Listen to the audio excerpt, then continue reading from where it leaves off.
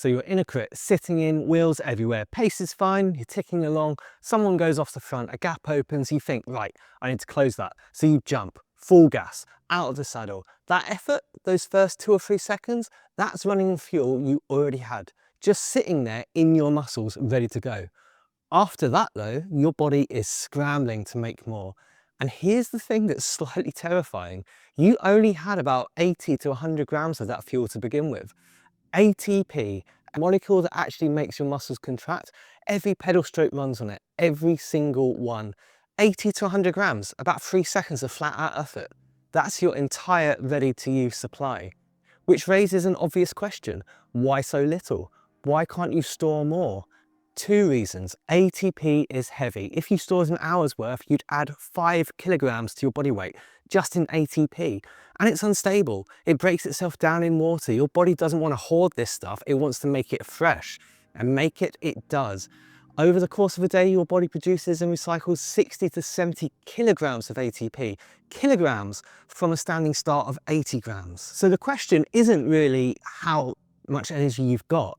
It's how fast can you remake it? And that's what energy systems are. Different pathways with different speeds, different capacities, all rebuilding ATP as fast as you're spending it.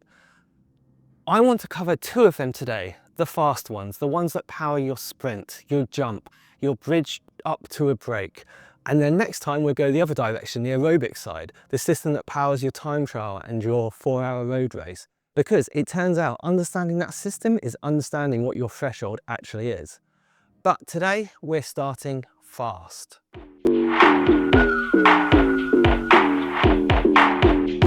Okay, so what is ATP actually doing when you pedal?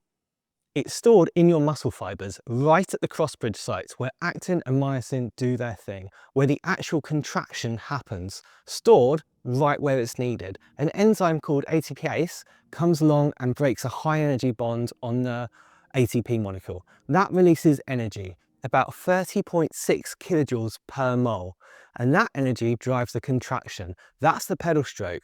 What you're left with is ADP, adenosine diphosphate, same molecule, 1 phosphate gone. You've spent the coin, now you need to mint a new one. To get ATP back, you take that ADP and stick the phosphate back on, and that's called phosphorylation. But the energy to do that has to come from somewhere, and that somewhere is one of 4 pathways, and your body is constantly choosing between them based on what you're asking it to do. 4 options, and they all run at the same time. And this is important, they're not switches. You don't flip from one to the other. They all run in parallel. The phosphagen system, fastest, 400 kilojoules per minute. And that's done over in about 10 to 15 seconds. That's your jump out of a corner. Anaerobic glycolysis is slower, 200 kilojoules per minute, and it lasts about 60 seconds. That's your bridge up to a break, okay? Oxidative glycolysis, slower again, 125 kilojoules per minute. That lasts a couple of hours. That's your 25-mile time trial. And finally, fat oxidation, slowest, only 110 kilojoules per minute, but it can run for hours and hours and hours. That's your sportif, your audax, your long day in the saddle. Fast and short or low and long, that is the trade-off always. When you're sitting in the bunch at a steady pace, the mix is mostly aerobic, mostly fat. When someone attacks and you chase, the mix swings hard towards the fast systems. It's the same rider, it's your same legs, you just have a different mix. Now, before we get into the specific systems, there's one idea I need to give you because it keeps coming back in every pathway we talk about. Every pathway is a chain of chemical reactions, and every reaction needs an enzyme. Lock and key. The substrate fits the enzyme, the reaction fires, the product moves on.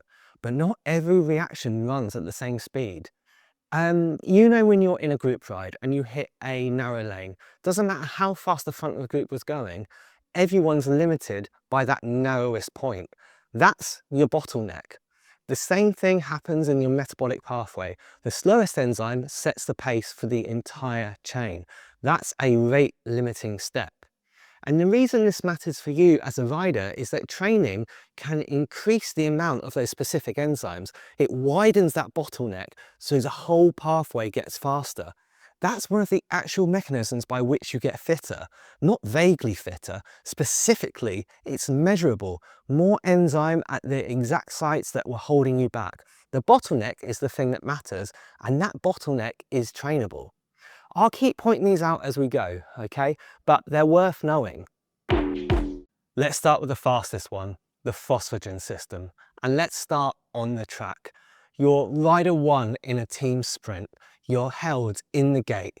10 seconds. You're sitting there waiting to go.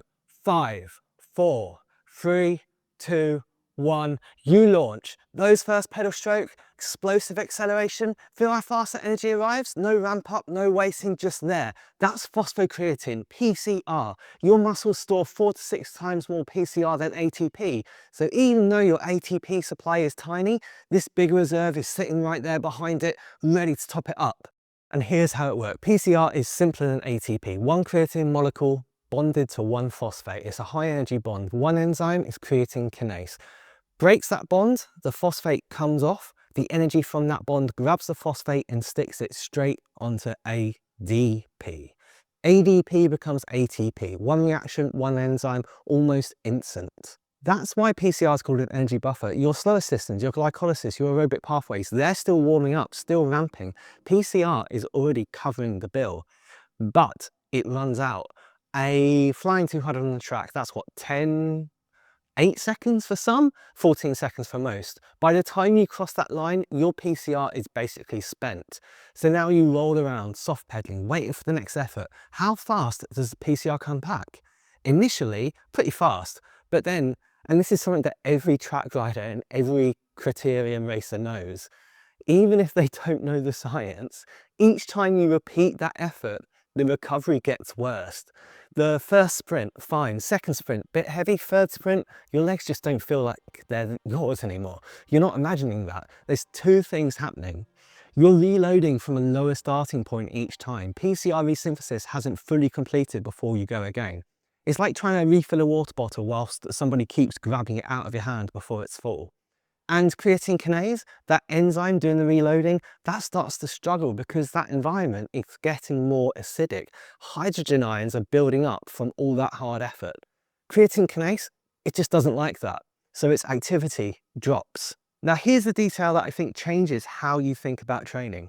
Where does the energy come from to reload PCR? It's not from another anaerobic source, it's from your aerobic system. Sprint recovery is aerobic, and I'll say that again for all you big sprinters. Your ability to reload between efforts, between attacks in a crit, between sprints in a track session depends on your oxidative capacity, your aerobic fitness. That is why even a pure sprinter needs an aerobic base, not for the sprint, but for the bit between the sprints, so that he can do it again and again and still have something left for the one that matters. And while we're here, creatine supplementation. If you understand the ATP PCR system, creatine stops being mysterious. It's not a stimulant. It's not doing anything exotic. It just increases the pool of phosphocreatine in your muscles, so you have more raw material for a creatine kinase to work with. It's a bigger buffer, that's it. Just more substrate for a specific enzyme in a specific pathway. And it really does help. So PCR covers the first 10 to 15 seconds. What about the efforts that go on longer? Now we're back on the track, you're doing a kilo, or perhaps you've committed to bridging a gap on the road. You've got 60 seconds of hard effort, sustained hurting. That's anaerobic glycolysis. Glycolysis is the breakdown of either muscle glycogen or blood glucose into a molecule called pyruvate. On the anaerobic side, when oxygen supply can't keep up with demand, that pyruvate then becomes lactate. It's a longer chain of reactions than the phosphagen system. It's more steps, more enzymes. It's slower to deliver ATP, but it can keep going for longer. Now, the glucose has to get into the muscle cell first. There's a transporter called GLUT4, GLUT4, that handles that. The GLUT4 is activated by two things, insulin and muscle contraction.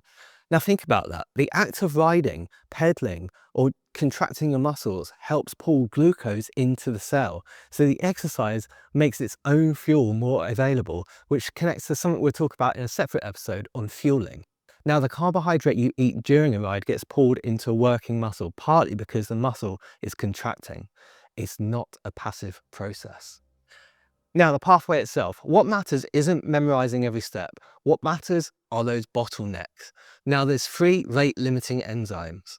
Glycogen phosphorylase, that's the enzyme that breaks glycogen down and gets it into the pathway. That's your starting whistle. Phosphofructokinase, PFK, this is the big one, the main rate limiter for the entire pathway. And PFK is clever. It speeds up when it detects ADP and inorganic phosphate, the byproducts of spending ATP, and it slows down when it detects ATP. So when you're riding hard, burning through energy, PFK says, right, let's go. When you back off, it backs off. It's self-regulating. And here's something for the track riders and the sprinters. Fast twitch muscle fibers contain large amounts of PFK. More fast twitch fibers is more phosphofructokinase. Higher capacity for anaerobic glycolysis. And that's part of what separates a natural sprinter from a natural diesel. At that fiber level, actual biochemical differences. Now, the third bottleneck is lactate dehydrogenase, LDH. When oxygen can't keep up, LDH converts pyruvate to lactate, and this is where the common story gets it wrong. Lactate is not the bad guy. Lactate can accept a hydrogen ion. That's buffering. The burn you feel in your legs at the end of a hard effort, that's hydrogen ion accumulation, not the lactate. The lactate is actually mopping some of that up. Years of lactic acid is why your legs hurt. It turns out lactate was helping the whole time. Now, what about the numbers? What do you actually get out of this pathway? If you start from muscle glycogen and the net yield is 3 ATP per glucose molecule, but if you start from blood glucose, you get 2. And the difference, glucose needs an extra ATP spent to convert it into a form the pathway can use. So glycogen skips that step, is already past the toll booth. And most of your energy is coming from glycogen anyway, which is why glycogen availability matters so much for racing. It's the preferred starting material for the fastest carbohydrate pathway you've got. So it's 3 ATP from glycolysis. Remember that number, because next time when we follow pyruvate in the other direction for the aerobic system, the yield from the same starting point material is 32. Yes, the difference between those two numbers, the difference between a 60-second effort and a 60-minute effort, is the same glucose, completely different energy extractions. So what is actually limiting you? So we've got the systems. Let me put you back on a bike and ask the useful question. What's actually the bottleneck for different types of effort? A track sprint launch, standing start under 2 seconds. That energy is almost entirely stored ATP and PCR. For a single explosive effort like this, the limitation isn't really metabolic, it's neuromuscular. How hard can you push and how fast can you recruit muscle fibers? That's why sprinters lift heavy. Now, a flying 200, that's 8 for some, but 14 seconds for most of maximum effort. Now, here metabolism matters, energy coming roughly equally from PCR and anaerobic glycolysis. The ceiling isn't set by how fast your glycolytic enzymes can work, and that's why a standing start and a flying 200 feel completely different to ride. They're limited by different things. A kilo pursuit, a hard effort to bridge a gap in a road race, that's anaerobic glycolysis. But even over 60 seconds, your aerobic system is contributing up to 30%. Two things limit you here: the glycolytic enzymes and your muscle's tolerance for what's building up inside them. Hydrogen ions impairing enzyme function, inorganic phosphate interfering with contraction, that heavy seized up feeling in your quads in the last 10-15 seconds of a pursuit.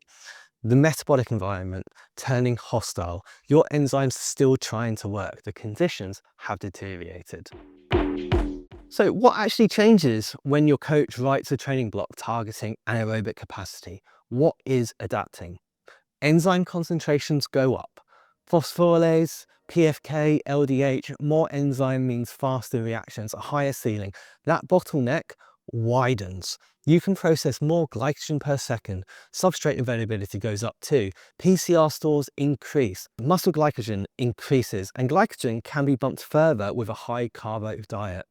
Carb loading before a race isn't just tradition, it's increasing the starting material for glycolysis. For a single effort, hydrogen ions probably aren't the issue. You'll finish before the acidity becomes a problem. But if it's a repeated effort, and this is the one that matters for most of us, if it's a crit with constant surges, a track session, 6 efforts, short recovery, a road race where you're chasing attacks, bridging gaps, sprinting out of every corner, hydrogen ions accumulate across efforts and they start to impair the enzymes you need for the next one, and the next one, and the one after that. This is why the 6th sprint in a crit doesn't feel like the first. The engine is the same, the environment it's working in has changed. So if your racing looks like that, training for the ability to buffer and clear hydrogen ions matters. Repeated sprint work, intervals with controlled recovery, you're not just training to produce more power, you're training to keep producing power when the conditions inside your muscles are getting worse. And remember what reloads PCR between those efforts? Your aerobic system. So your ability to repeat sprints in a crit is an aerobic quality. Everything connects. So next time you blow up, next time your legs go, next time you sit up because you couldn't hold the wheel, that's a metabolic event. ATP demand exceeded supply. One of the systems couldn't keep up with your intentions. Now, which one? It depends on the effort. And once you know which, you know what to train. And next time we follow pyruvate the other direction. What happens when oxygen is available? When the pathway moves into the mitochondria and the numbers get much, much bigger. That free ATP becomes 32 from the same starting material. And that's the system that powers your threshold. And understanding the bottlenecks in that system is understanding what FTP actually is. saddleupcycling.co.uk if you want to get in touch with me. Saddle up, and remember, it's not you that's slow, it's your enzymes. All right, see ya.